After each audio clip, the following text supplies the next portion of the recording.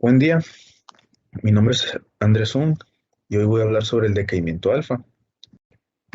Para empezar, tenemos que hablar un poco sobre reactividad. Y la reactividad es el proceso mediante el cual átomos inestables, también conocidos como radioisótopos, liberan energía excedente, ya sea a través de la emisión de partículas alfa, beta, electrones, rayos gamma y en ciertos casos donde el átomo tiene una vida muy corta y presenta un estado de energía altamente excitado, también se puede presentar la emisión de partículas de neutrones y en casos son más raros la de protones. Eh, en este proceso se tiene que el núcleo que se desintegra se llama radionucleido hijo, tío padre, y este radionucleido a través del proceso de desintegración genera un radionucleido hijo, excepto en el caso del decaimiento gamma y en la conversión interna. Este radionucleido hijo va a tener un número diferente de protones y o neutrones. Si solo cambiara el número de neutrones, va a ser el mismo elemento químico, solo que va a ser un isótopo diferente. Y si cambiaron el número de protones, se va a tener un átomo con de un nuevo elemento químico. Aquí tenemos un diagrama de Segre, donde tenemos como eje horizontal el número de protones y como eje vertical el número de neutrones.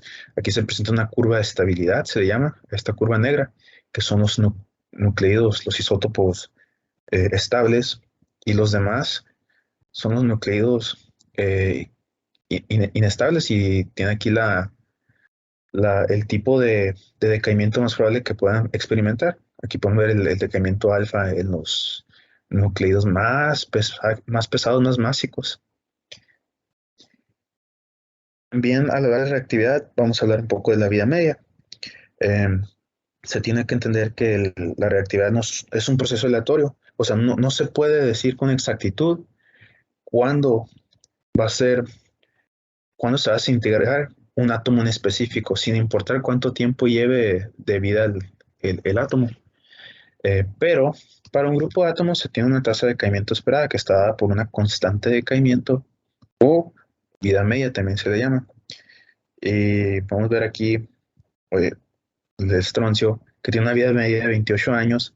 Después de pasar esta vida media, la mitad de su masa ha decaído y se han formado nuevos elementos y la otra mitad se, se quedó y, y pasando otra vida media, la mitad de esa masa va a decaer y se va a conservar la otra mitad, y así sucesivamente. Bueno, la radiación se puede dividir en tres clases. Está la radiación alfa, de la que hablaremos hoy. La radiación beta, que es el flujo de partículas beta, ya sea beta negativas, que son los electrones, o beta positivas, también conocida como positrones. Esta es de mayor permeabilidad que las partículas alfa, pues que la radiación alfa, pero menos ionizante. Y tenemos a la radiación, el decaimiento gamma. Esta, a diferencia del decaimiento alfa y el decaimiento beta, no libera partículas, pero sí ondas electromagnéticas y es mucho más permeable.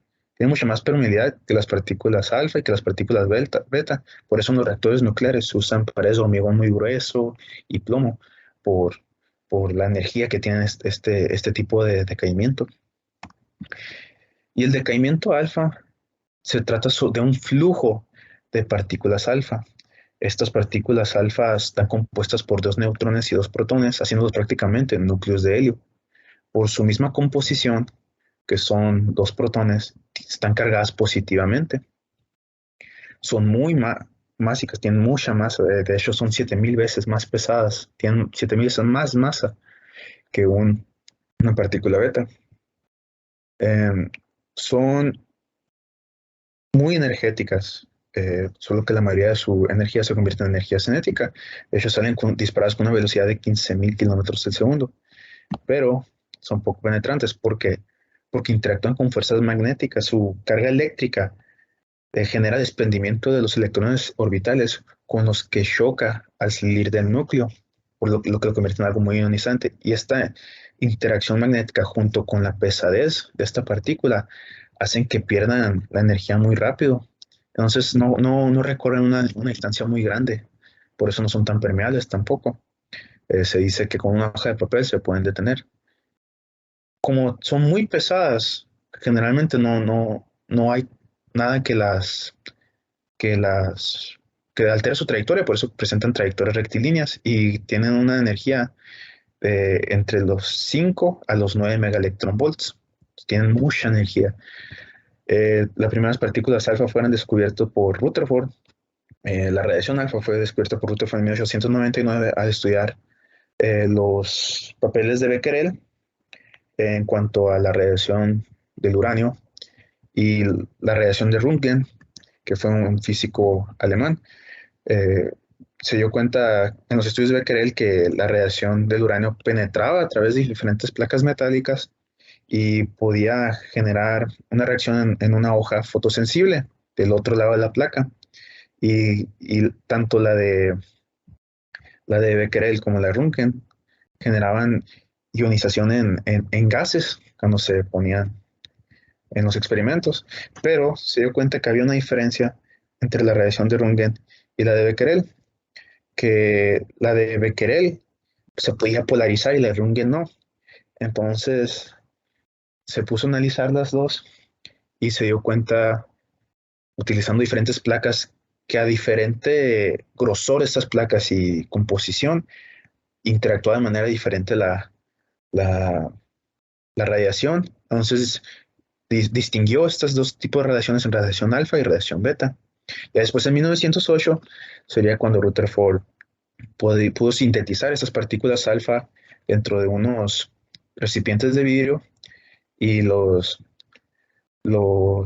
pudo separar esos núcleos de helio en un sistema cerrado para que supiera que no vienen del ambiente. Este, este proceso del decaimiento alfa se puede definir como un proceso de fisión espontánea, pues se separan del núcleo las partículas, solo se presentan átomos muy pesados eh, y en la naturaleza se presenta desde el telurio, que es número atómico de 106, y artificialmente en el berilio podemos verlo también. El berilio es con un número másico de 8, entonces está formado por dos núcleos de helio y se presenta en el proceso triple alfa, que tres núcleos de helio se forman en un núcleo de carbono 12. Esto se presenta en el interior de sí que ese es un proceso de fusión. Eh, Aquí se ve cómo se calcula la partícula, el nucleido hijo, de qué átomo va a ser. Como podemos ver, tenemos un nucleido padre X con un número básico A y un número atómico Z. Esto se convierte en un nucleido hijo Y con un número másico igual al número másico del papá, menos 4, pues pierde dos neutrones y dos protones, y un número atómico igual al del padre, menos 2, pues pierde dos protones, más la partícula alfa, que aquí es el núcleo de helio. Aquí tenemos un caso específico que se presenta en la naturaleza, donde el uranio 938 se convierte en torio más una partícula alfa.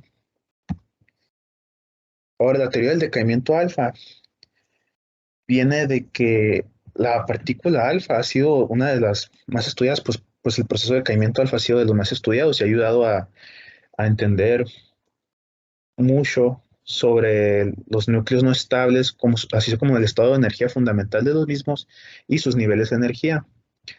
Eh, para empezar, por la naturaleza del núcleo, los núcleos son inestables, pues presentan una fuerza de repulsión electrostática en su interior. Esto es gracias a que los protones todos tienen la misma carga, entonces genera una fuerza de repulsión.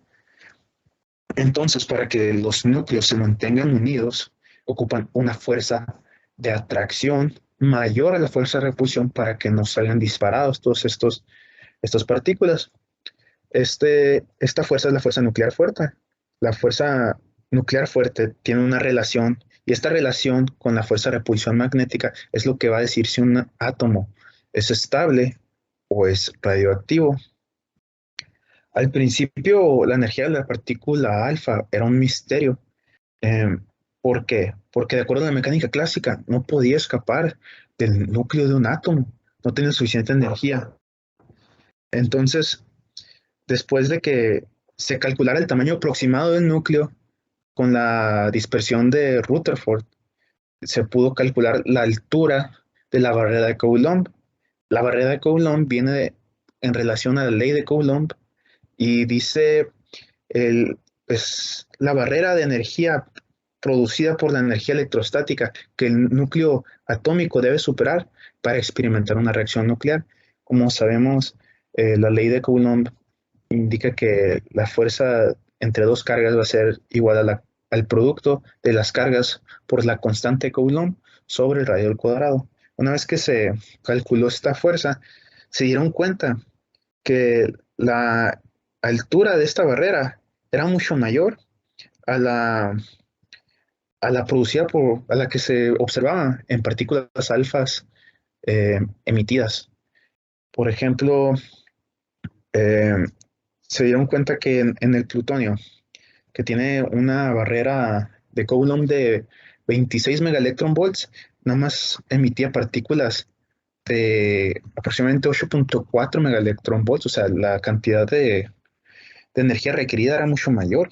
Aparte de este problema, se dieron cuenta que tenían una cantidad increíble de vidas medias diferentes de partículas alfa registradas. Entonces, solo la teoría sería comprobada hasta que vino Gamow en 1928. Resolvió esta teoría después de explicarla mediante el túnel cuántico. Primero asumió que el nucleido hijo y la partícula alfa existen dentro del nucleido padre antes de su disociación, o sea, están antes de la descomposición de su estado cuasiestacionario. Definen el estado cuasiestacionario como un estado de larga vida que eventualmente decae. Como ya vimos, un átomo inestable puede tener una vida muy larga, pero eventualmente decae. Al principio, las partículas alfa oscilan dentro del potencial del núcleo y el potencial de Coulomb impide que se separe la partícula de este. Esta partícula está atrapada en un pozo de potencial por el núcleo, se le dice. Entonces, según la mecánica clásica, no debería poder escapar, pero gracias a los principios de mecánica cuántica que se estaban descubriendo en ese tiempo, tiene una probabilidad pequeña, una probabilidad finita, pero no nula, de tunelizar a través de esta barrera y aparecer en el otro lado, para así poder escapar del núcleo. Como vemos en el siguiente diagrama, aquí se ve el potencial del núcleo. Aquí está el pozo de potencial dentro del radio del núcleo. Aquí está como aquí dice la cuasicondición, en el estadio cuasiestacionario. La partícula está aquí, pero presenta una energía potencial. No presenta energía gracias a la repulsión. Aquí vemos este eje vertical, es la energía en megaelectronvolts, y este es el radio del átomo, se mide en Fermis generalmente. Aquí interactúa, es mucho mayor la fuerza nuclear fuerte, pero como sabemos la fuerza nuclear fuerte es muy fuerte, pero solo interactúa en distancias extremadamente cortas, o sea, afuera del núcleo no interactúa. Entonces hasta aquí la partícula, por ejemplo, si como hablamos del plutonio, si este fuera 26 megaelectronvolts, la partícula alfa tiene una energía de 8 megaelectronvolts. Entonces, gracias a la mecánica cuántica, tuneliza y sale disparada del núcleo y ya aquí experimenta la repulsión de la fuerza electrostática y sale disparado con una enorme energía. Este diagrama se usa para diferentes átomos inestables. Esta es una generalización nada más. Y por último, vamos a hablar de los peligros de las partículas alfa, del decaimiento alfa. Como toda radiación, la radiación es muy peligrosa para las células, interactúa la ionización, las daña. Pero en caso de las partículas alfa, su poca permeabilidad generalmente no genera problemas, porque a la exposición externa no, porque su trayecto es muy corto y aún así si la tienes muy cerca, la emisora de partículas alfa de ti, generalmente la capa de piel muerta que tienes absorbe esa partícula y ya no genera daño. Sí sabemos que La partícula alfa libera mucha energía, es muy ionizante, pero si no puede penetrar no va a generar nada. Solo es que se genera un verdadero problema en caso de ingerir un emisor de partículas alfa. En este caso, la tasa de ionización sí causa daños internos, pero generalmente no se presentan tanto peligro como con la radiación gamma, que esa sí es muy penetrante. Y esta es la presentación. También encontré un applet que permite ver cómo funciona la tasa de vida media.